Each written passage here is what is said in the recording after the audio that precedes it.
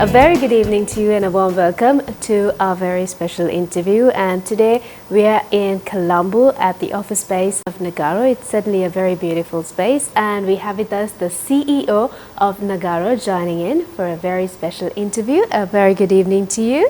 Good evening, Sharifa.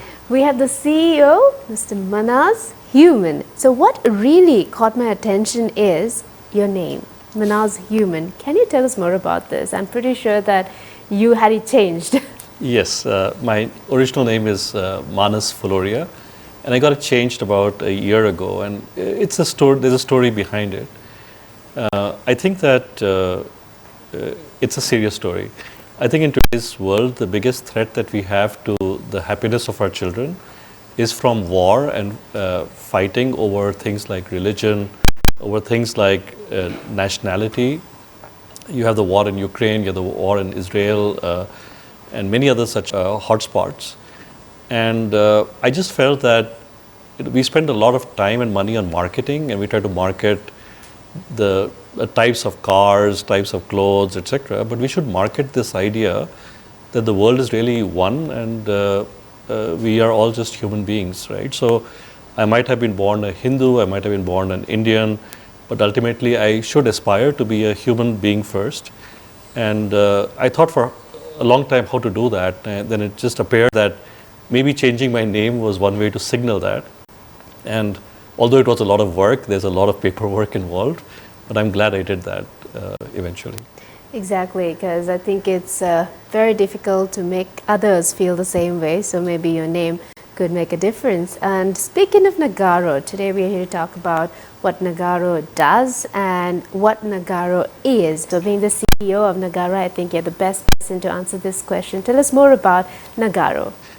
Nagarro is a digital engineering company. So we make digital products and solutions that you use in your daily life. I'm sure you use it in the cars you drive, or the banks, or the medical devices, or the airlines, or the hotel rooms, and we're just everywhere actually.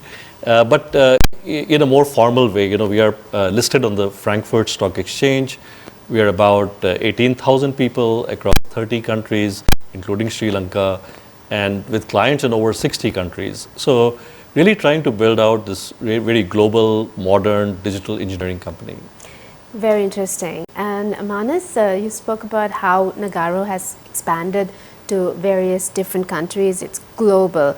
But we see a lot of tech service providers in different other countries, even in Sri Lanka. So what sets Nagarro apart? What's the special identity of Nagarro? Yeah, we think that there are three dimensions, and we say these three dimensions like agile, number one, entrepreneurial, and global. And let me just expand on these three a little bit. So agile, we have tried to build an agile company. I think today we are really one of the most agile companies on the planet. When it comes to being a small company, you can always be agile. You're very flexible, you're very intimate with your clients, you can do things for them in a quick way. But as you scale, you tend to become more bureaucratic, etc., and it's more difficult for you to bring that sort of intimacy and immediacy to your clients. As Nagarro, we have done a very good job, I think, of being an agile company at scale. So when our clients want to do something with technology, they want to bring products quickly to market, we are the best at doing that, I think. The second is entrepreneurial, right? So, I think that, and again, this links with agility, because the way you act like a small company, even at scale, is by being very entrepreneurial and in some sense decentralized. So Nagarro is all about people who want to build something, right? So you might want to build an account up, a practice up, some technology area up, or a colleague of mine wanted to build up Sri Lanka as a part of Nagarro. And whatever that dream is, the whole company is only around trying to provide the support for that dream to be built. So in that as well, I think we are among the most entrepreneurial companies on the planet. And the third is global. And you can see from the previous answer with my name change, I think a big part of what we are about is trying to stitch the world together. I think that is in itself a very worthy cause to work for. It's something that can get us out of bed in the morning. And a lot of companies in IT services are front-end, back-end companies, and basically they have, either they are US centered and they have development centers around the world, or Europe centered with development centers around the world, or they are, for example, India centered with sales centers elsewhere. We are none of the above. Yeah, we are just a global company, and we work in global teams, and we would like to get better and better at acting like a true global company. We say we have no headquarters, we are listed in Germany, but we are really a company of the future. So in the 21st century, I think, sitting here, we want to show that the traditional models of organizational design can be replaced with more agile, entrepreneurial, and global models. That's who we are. That's interesting, because you mentioned about being agile and also about being entrepreneurial, because now to be entrepreneurial and agile in a company which is global, it's not easy. So you need a lot of teamwork, and you need kind of like the top management to be agile as well. Right. So speak us through how you get this thing done. Yeah, I think the key thing is about trust. So you need to have a group of senior people who really trust each other, and they know each other not just as roles, not just as head of region 1 or head of this business unit, but they know each other as friends. I think that's really, really important, right? So there's that. And the second aspect is that, how do you set incentives? If you set incentives for each individual, then they will try to maximize their work, maybe at the expense of others. How do you get them to collaborate? So we try to build incentives which are more around how the company performs, right? And I think just like in any city or in any country, there are some fundamental rules, which provide a framework within which you can be entrepreneurial. So there are tax laws, and there, when the light turns red, you have to stop your car, and there are all these rules that you have. But in that framework, you can be very entrepreneurial. In the same way, we have tried to devise a minimalistic framework for Nagarro, and then within that, we would like everyone to be, connecting very, very in a fluidic way, working with friends and trying to build, their life's work. We would like each individual to think of themselves as basically trying to build out their life's work within Nagarro. I think that's thing every other business or any entrepreneur can take home a message indeed, because obviously it's about how you work in a team, and you mentioned about being friends. I think that kind of plays a pivotal role in building the global business and also catering to the customers and clients in close proximity, as you did mention. So speaking of being a futuristic company, being a company which focuses on innovation, AI is taking over the world, I'd say, because AI is everywhere, in medical to teaching. You name it, AI is everywhere. So how is Nagarro adopting AI to build the company and also help the clients at the same time? Yeah, so AI is the current versions of AI are, have come through an evolution of different tools and techniques for problem solving, for seeing patterns, for figuring out how to best organize things. And we have been involved in projects like this for the last 20-25 years in different areas, whether it's scheduling of operations, supply chain optimization, etc. And now it's getting more and more intense with AI. And just like with any other technology, we have trying to find different use cases for it. So even the part that you talked about being a global company, we are trying to find AI use cases for it, because using this sort of intimacy which AI can generate, this personalization, the way it can talk to you in natural language, or you can talk to it in natural language, you can start to stitch the world together. Actually, even in terms of translations and things like that. But we have our own platforms that are which we call Ginger, which is used to within a company to bring employees closer together using AI. But then AI is also being used for things like forecasting, for things like used car pricing. So you drive a used car into a bay with different cameras, and just from how many scratches it has and how many dents it has, and it can tell which panels may need to be replaced, which panels may need to be just painted over, and what's the fair price for the car even, right? So I think the scope of AI to make us all more efficient, more responsive to changes around us, to more intimate with our customers, for example, or employees, more creative, more sustainable, hopefully. There's just an immense opportunity. So as Nagarro, we're using AI with our clients, we're using AI internally, and just trying to drive this forward along with everybody else. Speaking of AI, Manas, AI, I mentioned that it's taken over the world. So in terms of a company which is focusing on tech and also AI at the same time, there's a fear among the youth that AI is taking over and then they're losing jobs in terms of technology. So what's your take on this, and what would you like to tell the younger generation? So I think AI is basically a tool for human beings to do things more efficiently. So if the topic that AI is helping with is something that doesn't require much decision making of human beings, then in some sense it does make productivity much higher, and you can end up losing jobs in those areas.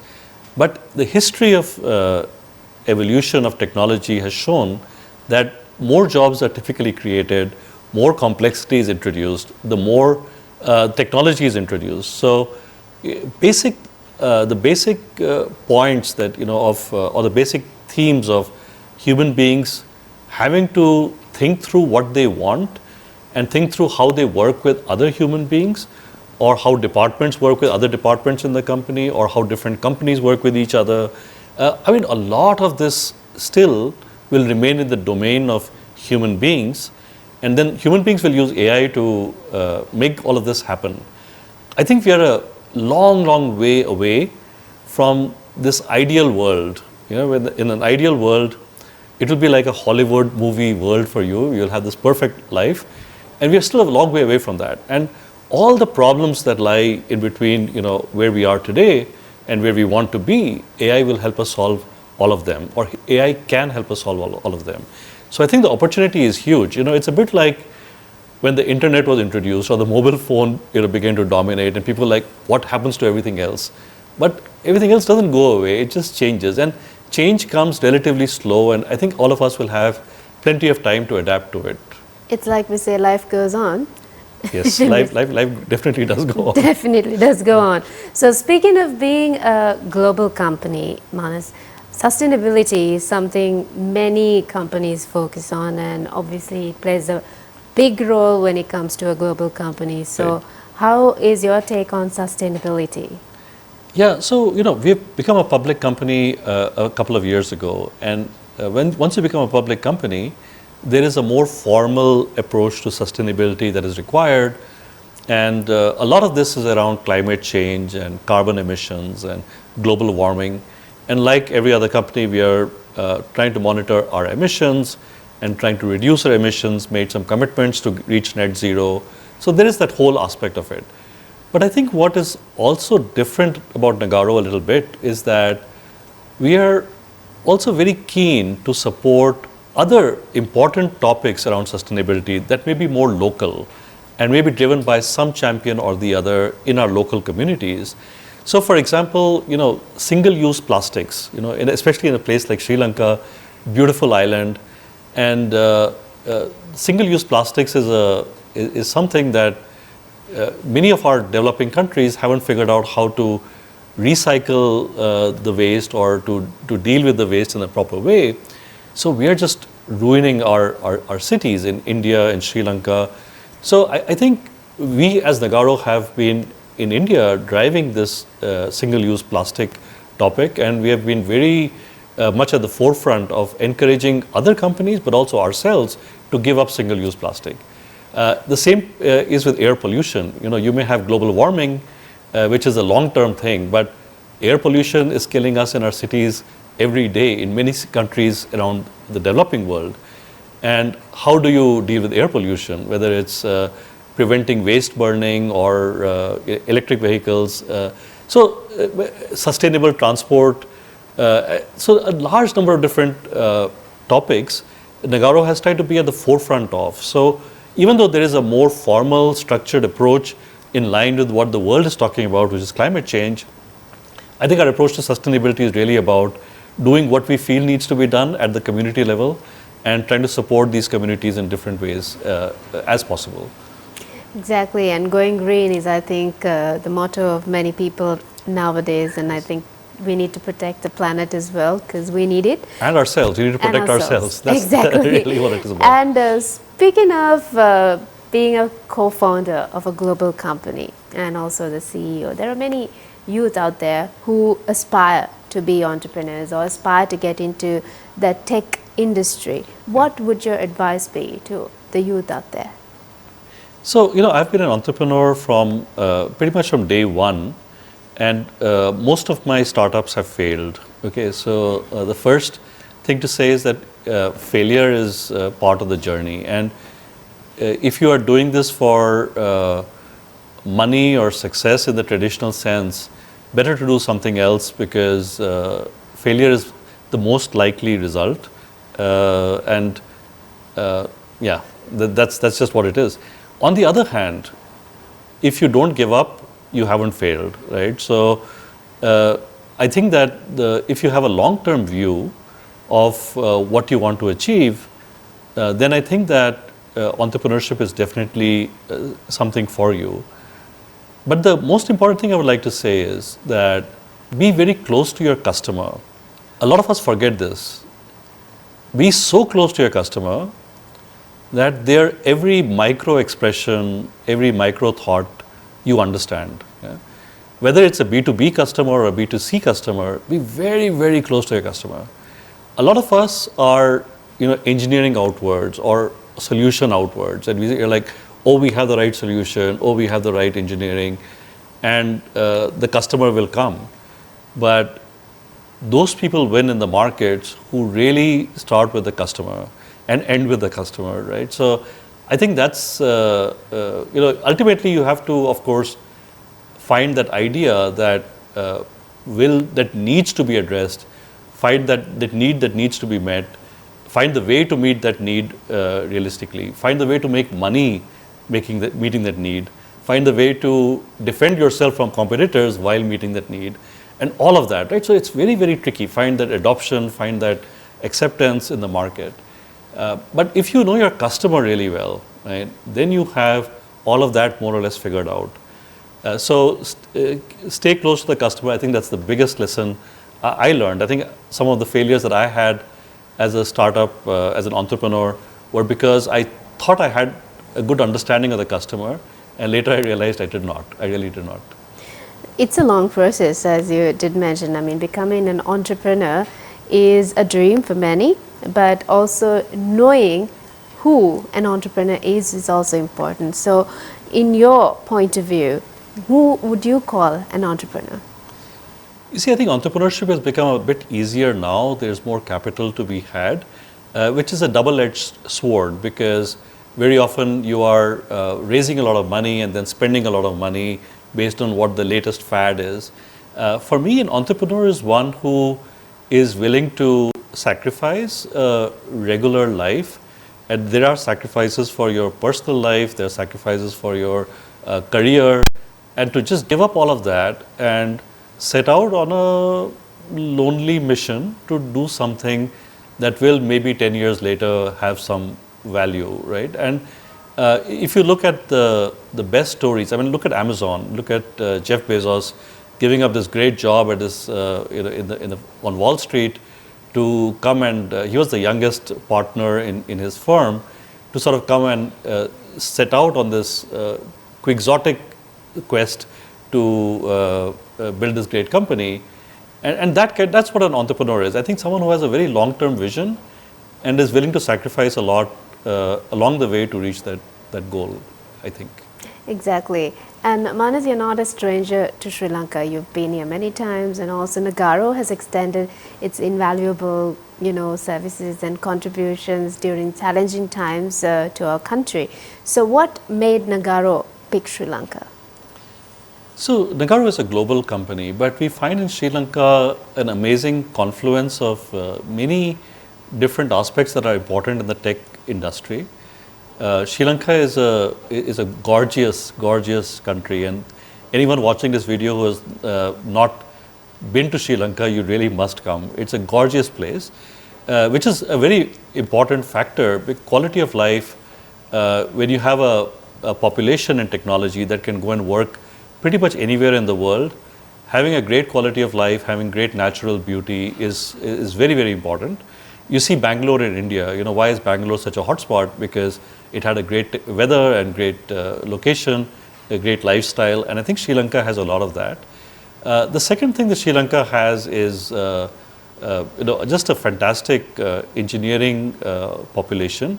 Not just very good engineers, but also very good people, if I may say so.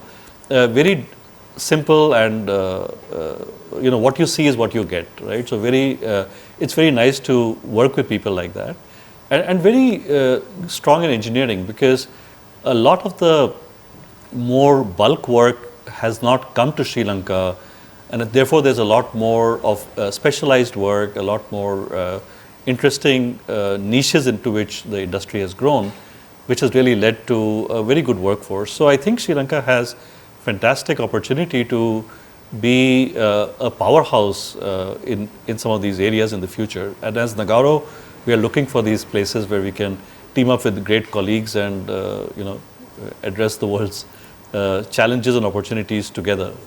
Whilst thanking Nagarro for actually contributing towards the betterment of the country as well by setting up Nagarro in Sri Lanka, so being a global company, like you've explored different other companies and the potential each company has. So where do you think Sri Lanka stands in terms of the tech industry? So I think, that we think that there are great people all over the world. I think you can go to any country and find great people.